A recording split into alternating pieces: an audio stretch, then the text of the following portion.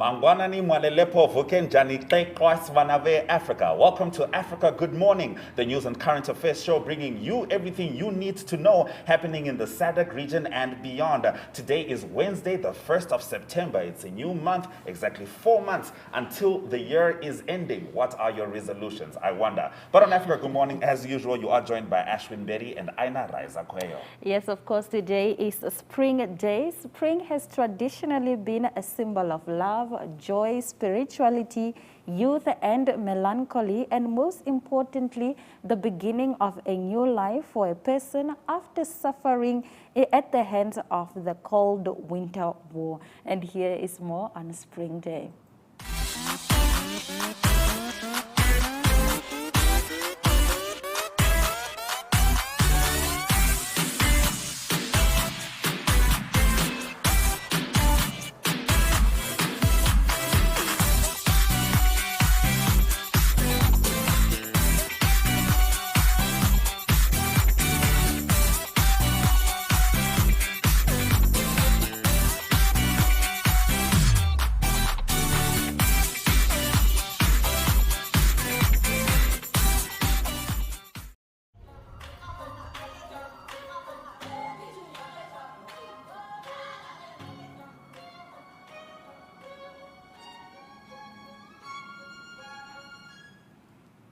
Welcome back to Africa Good Morning. In our top stories this morning, African leaders praise Merkel's support for continent.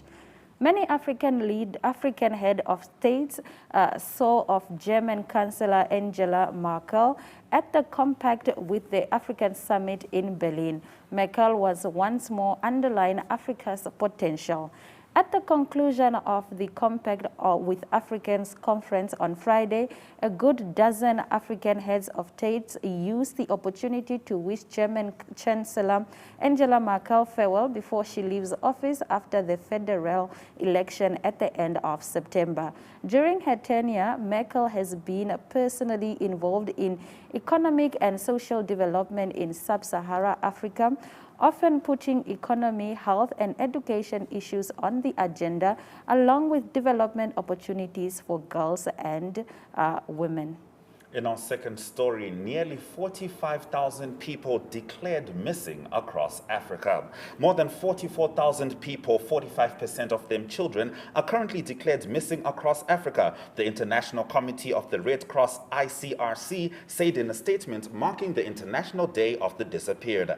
Nigeria accounts for more than half of the total number of missing persons in Africa. Some 24,000 people have been registered missing in the country. Other countries with high numbers of disappeared people include Ethiopia, South Sudan, Somalia, Libya, and the Democratic Republic of Congo and Cameroon. The ICRC said the continent had seen a rise in the number of missing people in the past year as a result of armed conflicts and other forms of violence. Restrictions due to the COVID-19 pandemic are hampering efforts to find victims and reunite them with their families, but the ICRC says missing people are not forgotten people.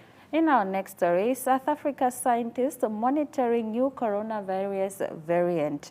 Scientists in South Africa are monitoring a new coronavirus variant with an unusually high mutation rate and whose frequency has gradually increased in recent months, the National Institute for Communicable Diseases said on Monday.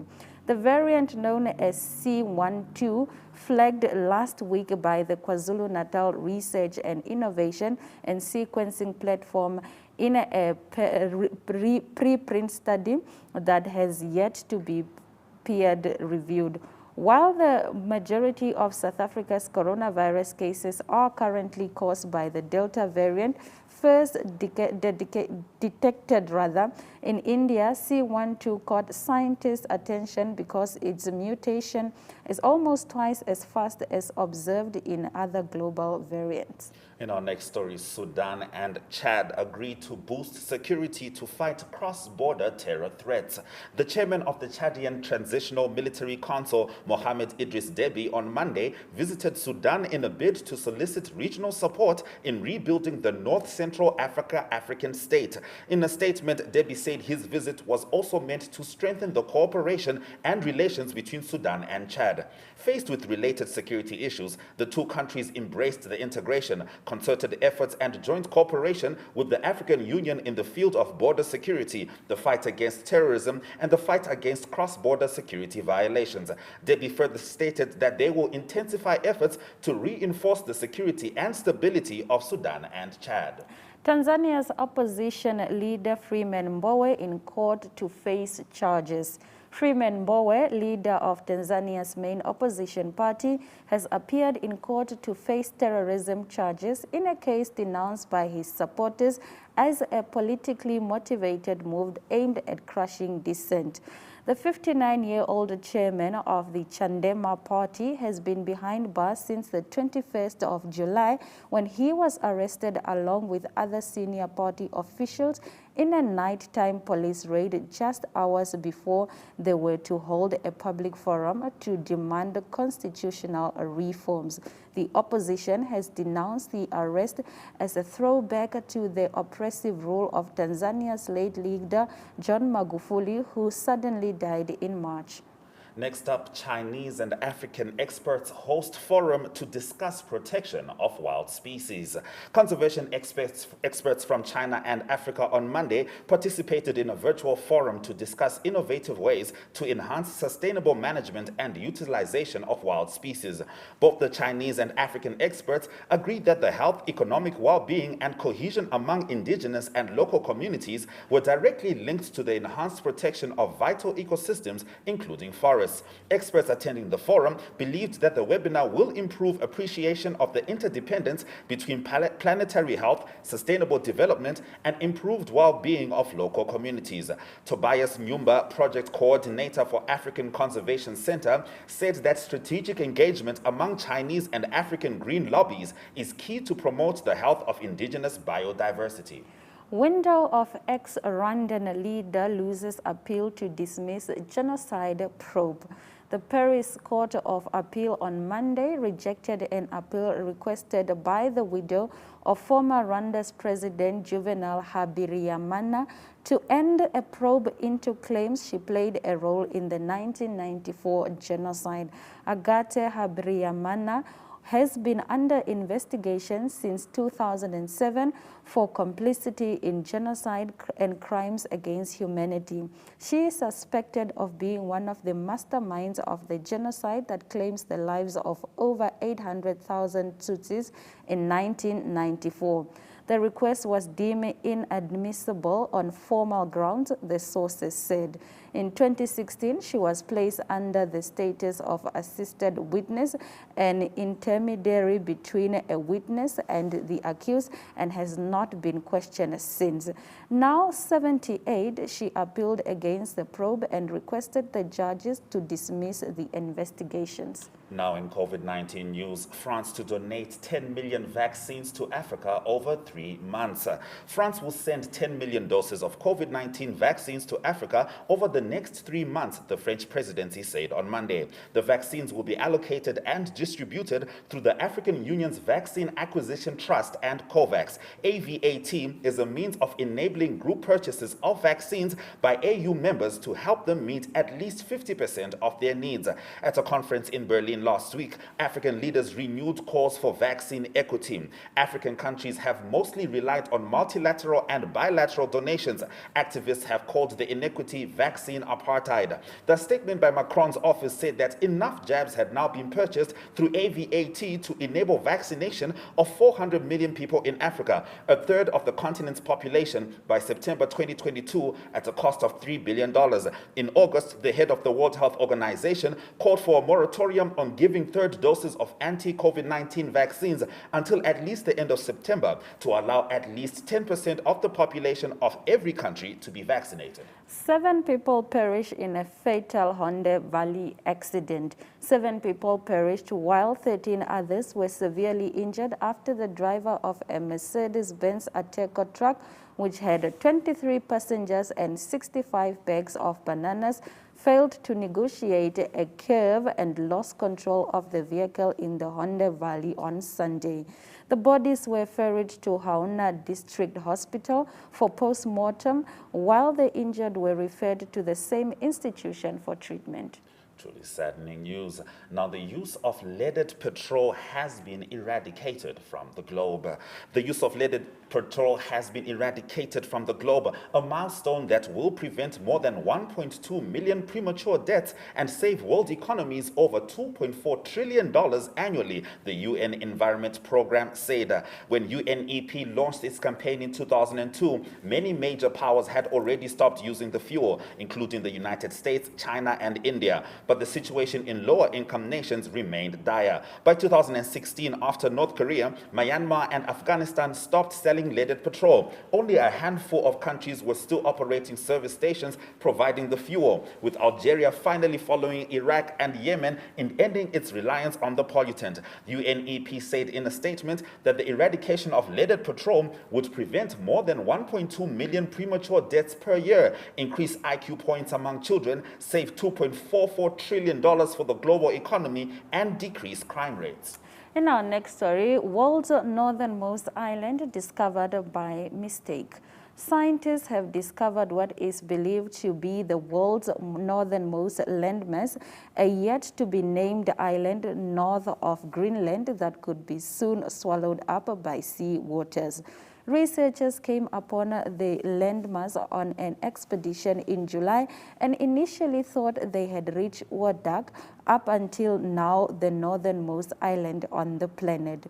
We were informed that there had been an error on my GPS, which had led us to believe that we are standing on Wardak Island, which said the head of mission, Morten Ranch, from Copenhagen University Department of Geoscience and Natural Resources Management. Wardak is some 700 kilometers south of North Pole, while the new island is 780 meters north of Wardak. Interesting. Now, in the last of our top stories, Congolese rumba seeks UNESCO heritage listing. The unmistakable sound of Congolese rumba. With its rhythmic drumming and elaborate dancing, rumba is arguably Congo's biggest cultural export. In the country, an official campaign has been launched to promote the inclusion of rumba, considered a major genre of African music, in UNESCO's intangible cultural heritage list. Several Congolese artists have welcomed the initiative pioneered by the government in Kinshasa. The UN's cultural and educational arm in 2016 recognized Cuban rumba, a close cousin of Congo's, as a cultural heritage of humanity after years of lobbying. Campaigners in Congo hope to achieve similar success. The launch of the campaign took place during a ceremony presided over by the Congolese Minister of Culture. Congolese rumba, developed in the Congo River Basin in the 1940s, is inspired by Latin and Caribbean music.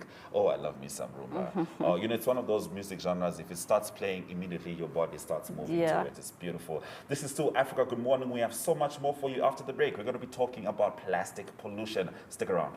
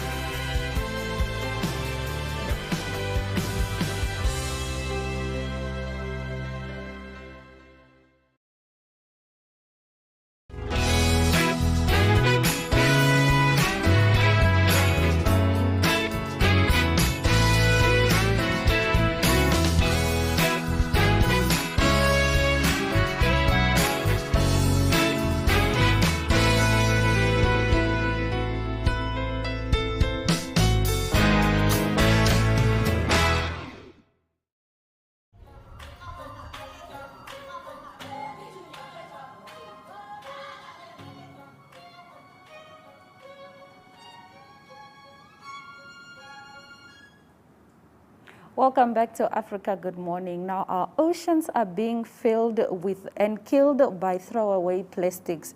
But together, we can create a movement to reduce throwaway plastics at the source and to save our oceans.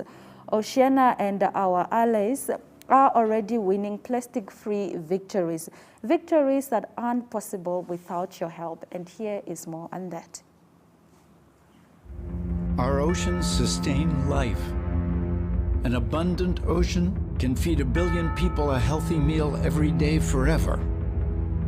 But now they are being killed by throwaway plastics. The equivalent of 1 garbage truck of plastic is dumped in the sea every minute. 17.6 billion pounds every year. Plastic is everywhere in our ocean, floating on the surface, mixing in the salt water, and sitting on the ocean bottom, miles and miles deep. And once in the ocean, it never goes away. Over hundreds of years, it breaks down into small pieces. But those pieces, even the tiny ones called microplastics, are still plastic. Sea turtles are choking on it. Scientists say that over 60% of whale and dolphin species are affected by it. Zooplankton, the base of the ocean food chain, eat it. And so do we. It's in the water we drink. It's in our food. Microplastics have been found in our salt, our honey, and our beer. And sometimes even in the air we breathe. Companies are choosing to make something that will be used just once, from a material that lasts forever. If you don't like what throwaway plastics are already doing to our world, brace yourself. We face a tsunami of throwaway plastic in our and the ocean's future. 4 times more plastic will be produced between now and the middle of the century than has been produced in all of history. 4 times more. What can we do? Recycling? Of all the plastic ever generated as of 2015, only 9% was recycled. Even when it is recycled, plastic degrades. Your plastic soda bottle maybe becomes a shampoo bottle, then a floor mat. Even in the best case, it doesn't recycle, it downcycles. And then it becomes pollution that ruins our beaches and chokes sea animals forever. We should not be forced to pollute the ocean every time we eat, drink, or go shopping.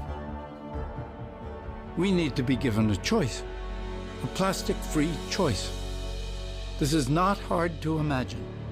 Indeed, some responsible companies are already leading the way.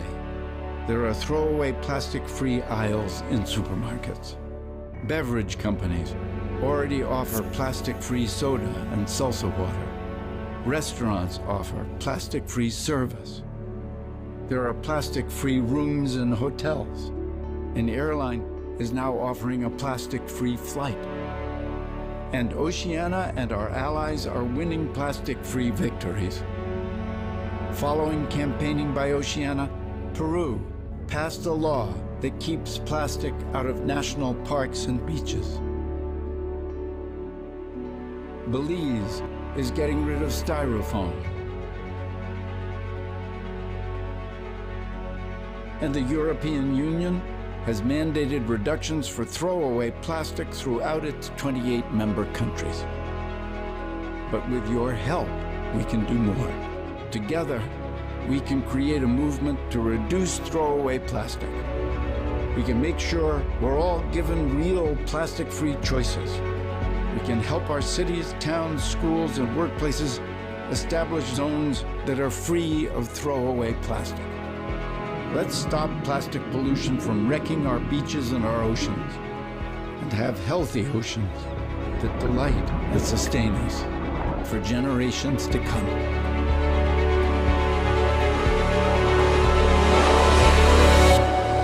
Please join our campaign. Go to oceana.org/plastics today.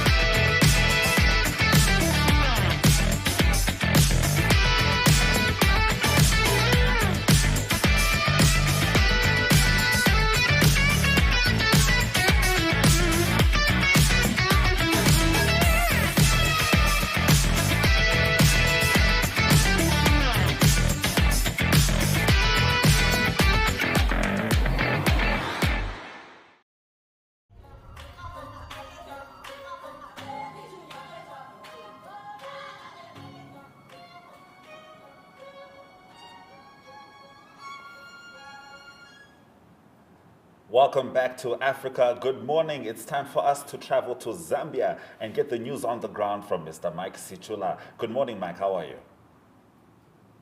Africa, good morning. How are you doing also?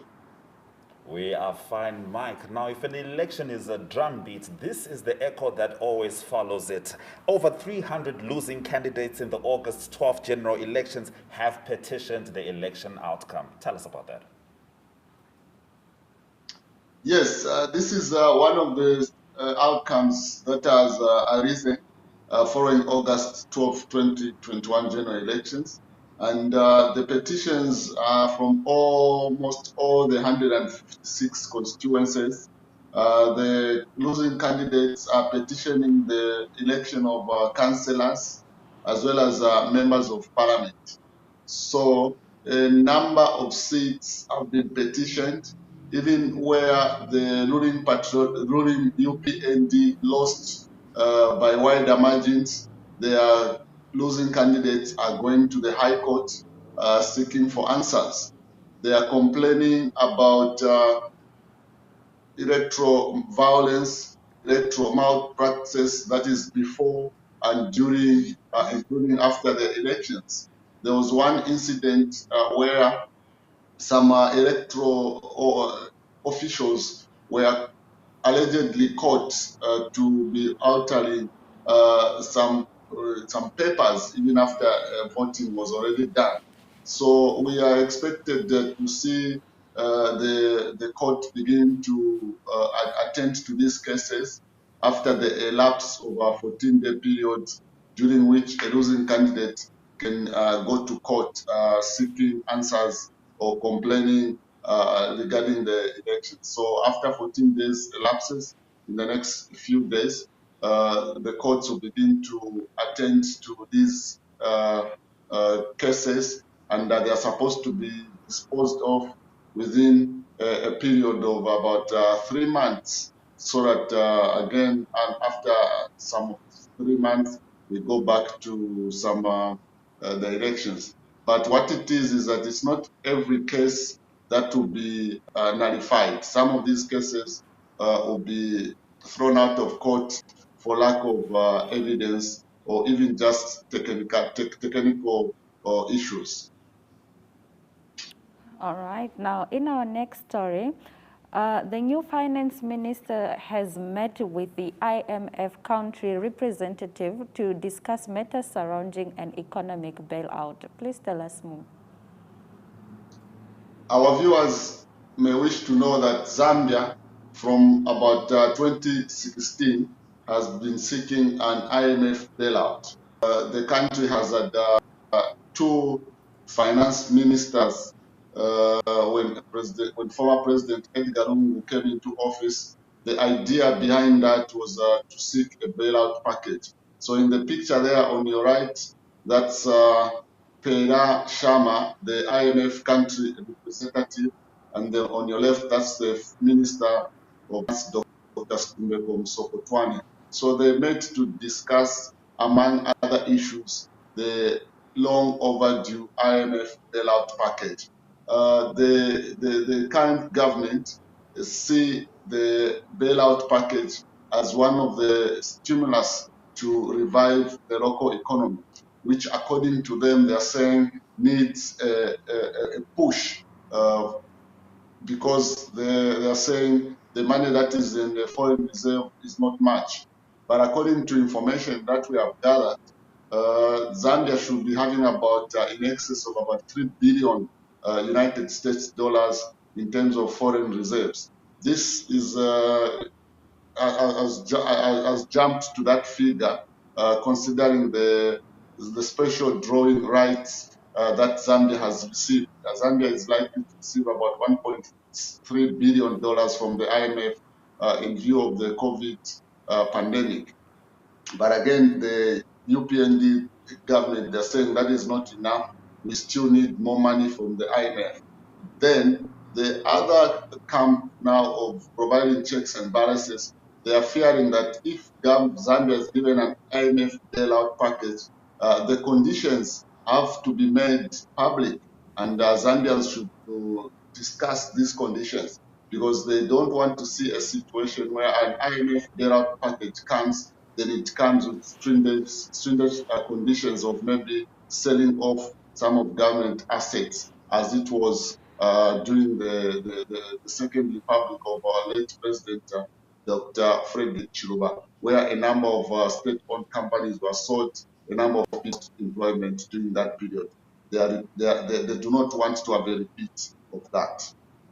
And truly following the post-election conversation, you can see that privatization is something Zambians are quite worried about. But in the last of your stories, hopefully two names no one has to worry about in Zambia. That's Patson Daka and Enoch Mwepu. We have joined Chipolo Polo boys in Morocco ahead of the 2022 Qatar World Cup opening match against Mauritania on Friday. What's the feeling around that? The feeling in the camp is quite impressive, and people back home in Zambia are expecting nothing but a win, because this is the one of the biggest objectives that the Zambian people want to see, that the team qualifies to the World Cup for the first time, and it cannot be any better if we start with a win in Mauritania. So the national team in the background there, they have been in camp in Morocco for about 10 days. The idea is just to acclimatize with the weather in that part of Africa. So the rising stars of Enoch Mwepu and Patson Daka are in the team, and the only person that is missing from that enterprising trio is Fashion Sakala, who joined Glasgow Rangers of Scotland, but he had an injury during pre-season as well as when the season opened, and he asked to be excused because he felt he was not in top form. But nevertheless, the team that has been assembled, though there isn't much of experience in terms of when you look at the age. One of the goalkeepers who was there and he was during the 2012 Africa Cup of Nations, Kenneth Mene, was dropped, and that has raised concern. So Zambians are expecting a win this Friday in Mauritania. And to be very honest, Mike, I am also expecting a win. Honestly, just hearing you talk about these two gentlemen has gotten me excited about Chipolo Polo. But thank you very much for bringing us all the news from Zambia as you do so well. Thank you very much. Africa, good morning. Do have a blessed week. Thank you. We certainly hope to have a blessed week. Next up, weather forecast.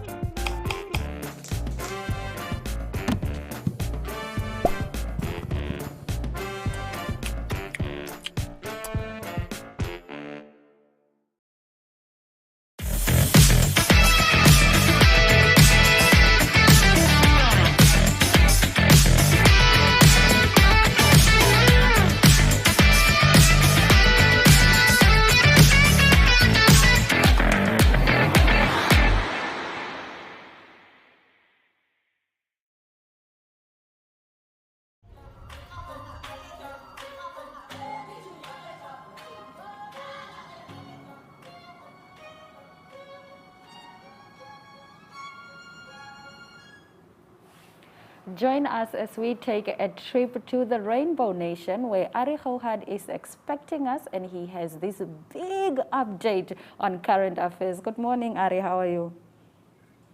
Yes, very good morning, Aina. Yes, indeed. Some big news all over Southern Africa, and especially in South Africa, for sure. Yeah, former President Jacob Zuma indicated that he had refused to be examined by the National Prosecuting Authority's doctors. Please tell us more. Yes, the background to that is that a few weeks ago, the High Court ruled that, and it was agreed by President Zuma's lawyers, that the state can appoint their own doctors just to confirm the medical state of the former president.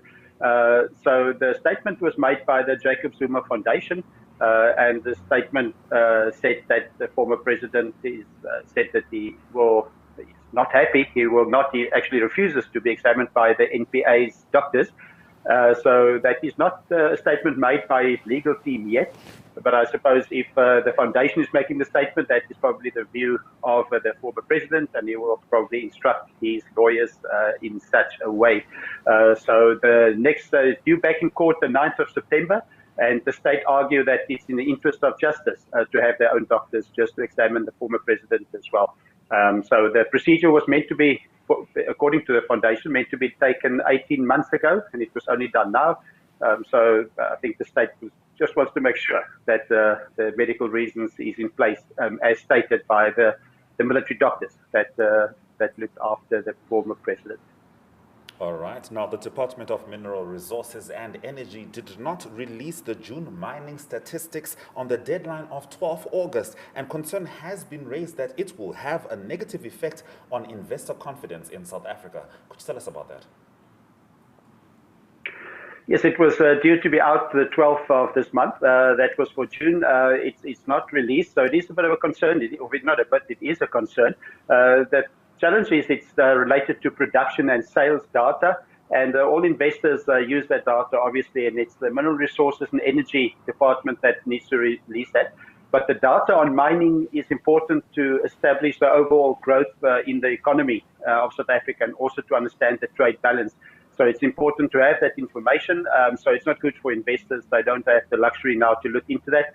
And the mining industry makes up 6.4% of South Africa's GDP. So it's an important component. So it's not good that those reports are delayed. Hopefully it will be available in a few weeks. All right, now a local government election are coming up, and the ANC has requested the Electoral Commission for an extension of deadline to submit their candidates, as they have missed the deadline in 93 municipalities. Please share more. It's 93 municipalities that was missed out of the 257, so it's quite a high volume that is not in place. The candidates have not been nominated. At the moment, the stand of the Electoral Commission is that they refuse to extend the date. The ANC argued yesterday that it was because of system electronic problems. They said that they had technical difficulties to upload on the IEC's portal. And at the moment, the Democratic Alliance, the DA, is opposing the ANC in this, but it seems like all the other parties say that it's fine. They agree with the ANC and they could ask for extension. I think people that's in charge of municipalities is important. The elections will be the end of October. And Eskom yesterday, just to put it in context, Eskom yesterday announced that the municipalities all over South Africa, of those 257 municipalities, collectively owe Eskom 39 billion South African rand in outstanding fees. That is for electricity bills, etc. So the elections will take, the local government elections will take place the end of October. Hopefully the right people will be nominated and be in place. It's important for South Africa, so hopefully the Electoral Commission will allow the ANC to nominate them in due time. All right, now the Department of Mineral Resources has announced a petrol and diesel price adjustment effective from today. How does it look?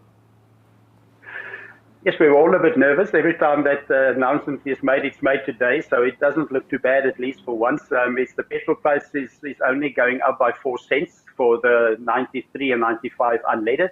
The diesel is actually coming down, diesel price coming down 15 cents, and the paraffin, that's also important in the South African economy, is down by 15 cents. And that's obviously linked, as in past times, with oil prices, fluctuation of oil price, and also the rand strengthening. That also helped the petrol price going down. I think a bit of a concern is all the levies that is added to the petrol price, so it would have been a bit better. But there's 2 levies that was added, 7 cents, 8 cents that was for the petroleum industry to recover some funds, and also for the motor industry wage increases. There's also a 5 cents levy added to the petrol. So levies at the moment is about 6 cents of a litre adding up. So, but at least there's a little bit of relief, only a few cents, but it's a bit better for South Africans with petrol and diesel. All right, now in our feel-good story, the annual sardine run on the KwaZulu-Natal coast is in full swing, and it's about to be the biggest run of the decade. Please tell us more. Reports are that it's the biggest shoal of the sardines in the last decades, the last 10 years.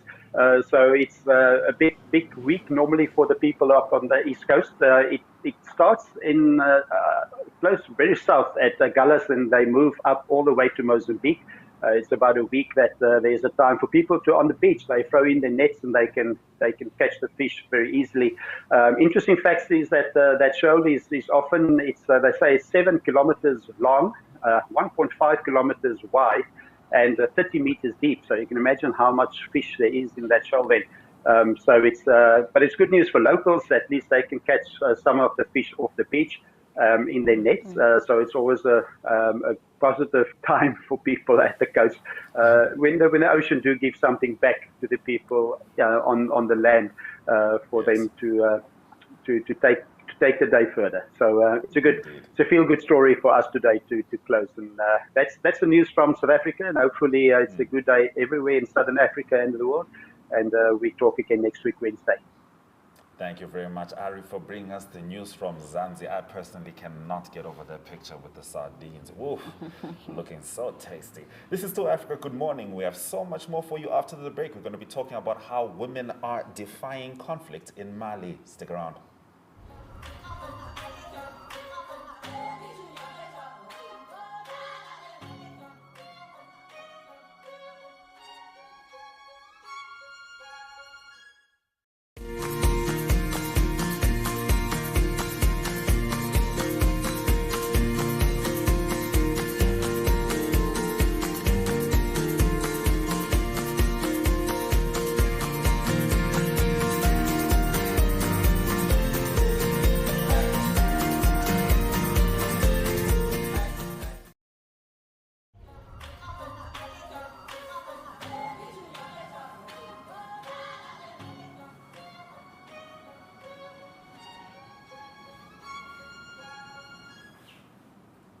How women defy conflict in Mali. Despite the dangers in areas such as Mopti and Gao, there are also encouraging signs of progress thanks to individual women advancing their small enterprises. We follow Kogumba Maiga and Tata Tore in their journey to support local agricultural, dyeing and other productions, offering hope for an inclusive society and a more secure future. With the support of the United Nations mission in Mali, MINUSMA, they each organize and support dozens of women associations in their respective cities and encourage women representation in local and national elections. Let's have a look at these incredible women and their work.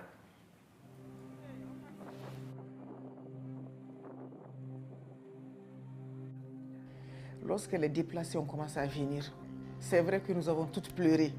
On a vu des femmes en état de grossesse, des femmes avec des petits-enfants. Ce n'était pas facile. Le plus souvent, elles ont des problèmes avec les bandits qui sont sur les routes, qui cherchent à les violer, ou souvent qui prennent tout ce qu'elles ont comme bien.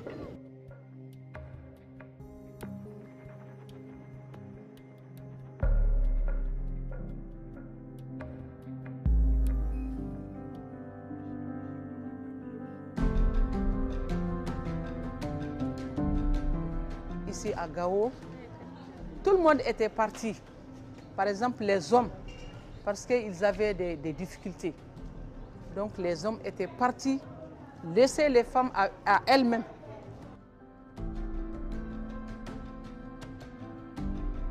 Nous avons des femmes arabes, nous avons des femmes tamashek, nous avons des Peuls, tout le monde. Donc avec cette plateforme, vraiment, ça nous a relevé de nos défis. On a trouvé un financement avec la MINUSMA, on a fait beaucoup de sensibilisation. Ça m'a permis d'être conseillère municipale parce qu'elle nous a formés sur le leadership.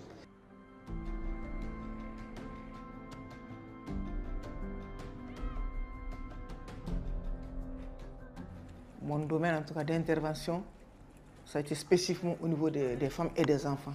Depuis que j'ai fini mes études, c'était mon choix. La principale vocation vraiment, c'est de travailler pour réussir. Je suis en train de griller de l'arachide pour le transformer en pâte.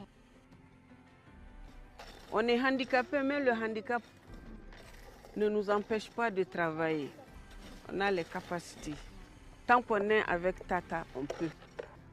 On a un espoir, un grand espoir. Ma fierté, c'est le changement que je vois. Et aujourd'hui, je vois le changement de comportement. Je vois le changement dans leur participation à la vie publique.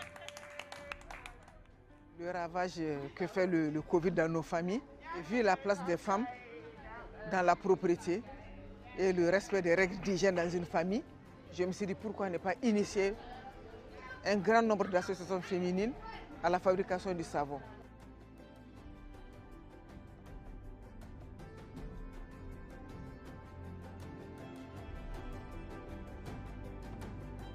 L'école est un rempart pour barrer la route à ces djihadistes et ensuite empêcher ces enfants d'être enrôlés dans les structures de banditisme, de groupes armés.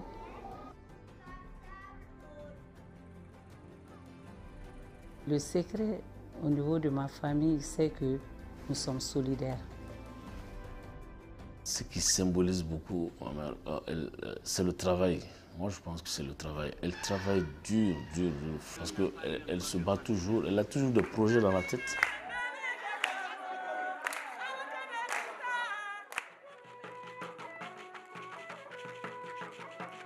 Donc, depuis l'enfance, j'ai ce cœur-là de me battre, de réussir et pour pouvoir gagner. Je ne gagne pas tout le temps, mais je ne me décourage pas.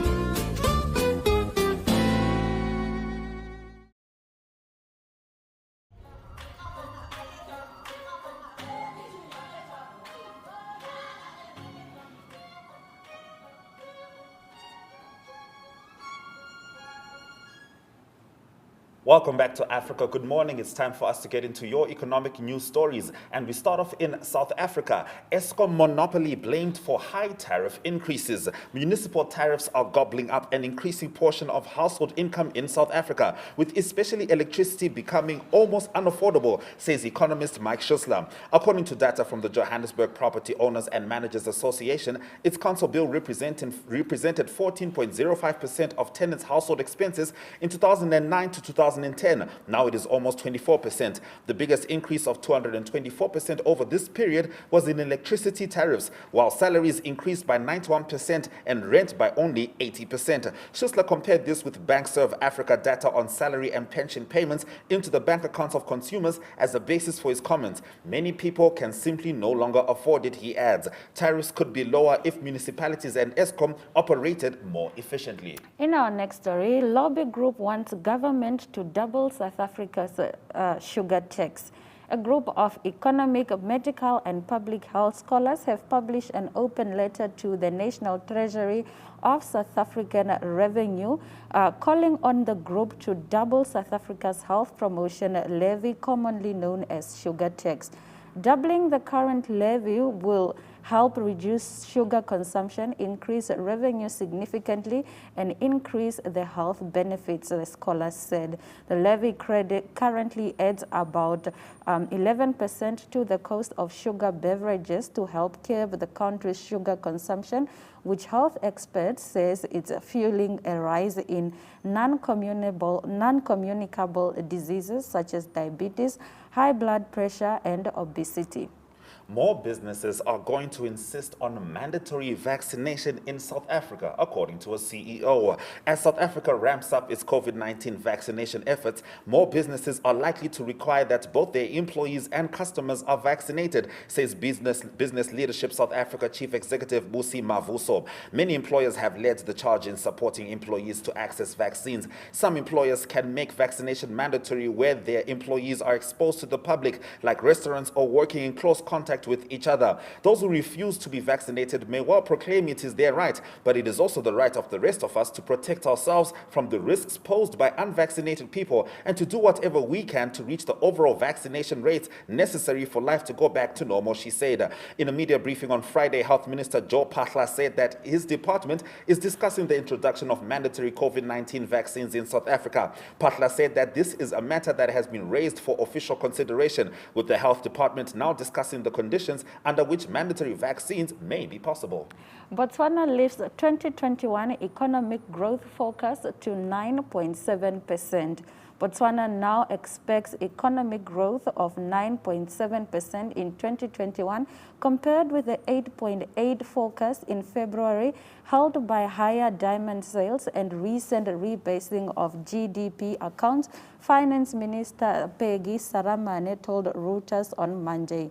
She added the 2021 budget deficit was expected to widen to 3.9% from the 2.8% seen in February.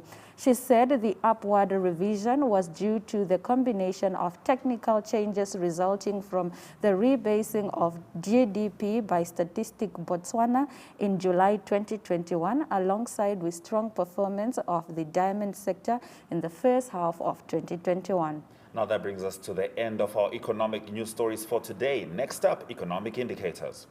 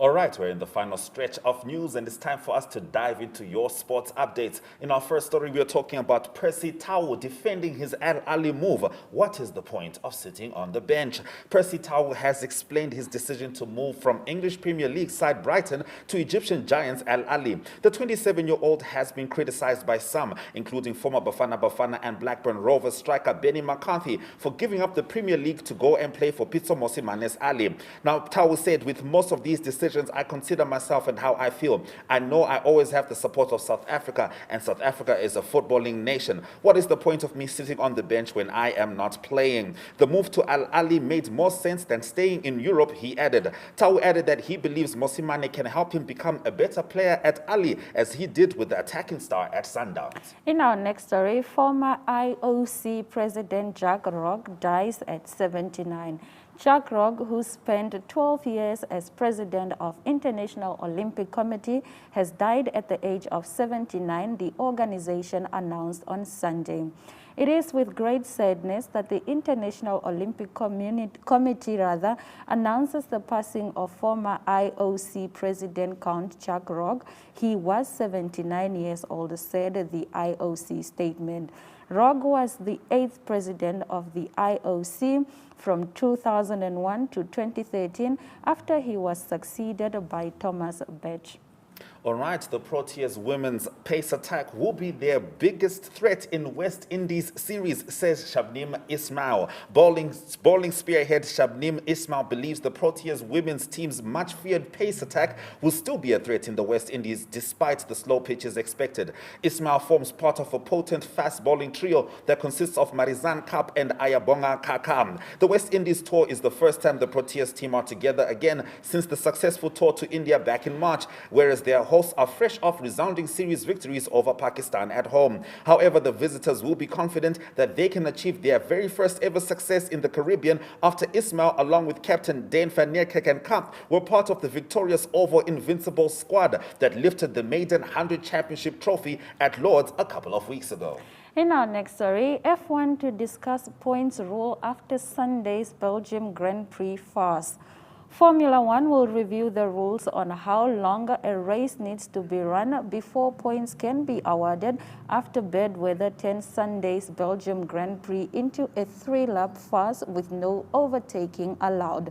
McLaren Racing ahead Zak Brown told Reuters on Monday that he had spoken to Formula One chief executive Stefano after the rain-swept race at Spa, and there would be further discussion this week with the Formula One team and the governing of FIA.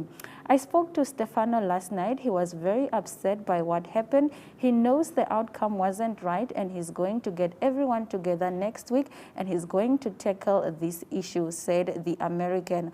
What I always tell people on the race team is mistakes are okay, fix them, and don't make the same mistake twice. That's what we need to do now. All right, and what we need to do now is go to a break and bring you your headlines right after that.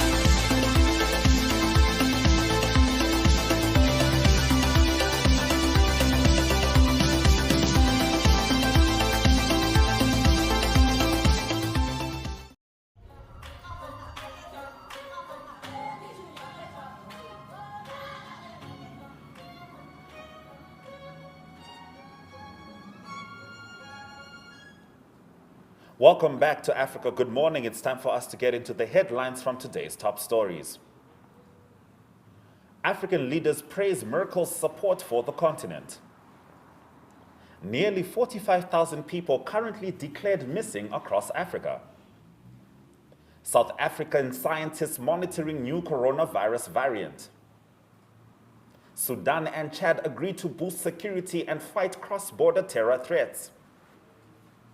Eskom monopoly blamed for high tariff increases. And in sports, Percy Tau defends Al Ali move. What is the point of me sitting on the bench? Those have been our stories. Thank you very much for joining us on Africa Good Morning. We invite you to visit our website. It's called One Up 2 for more content that you love to see. We also welcome your remarks regarding our show. You can email them to us. Our email is agm_2cents@nmh.com.na. Alternatively, our DMs are open on Facebook and Twitter.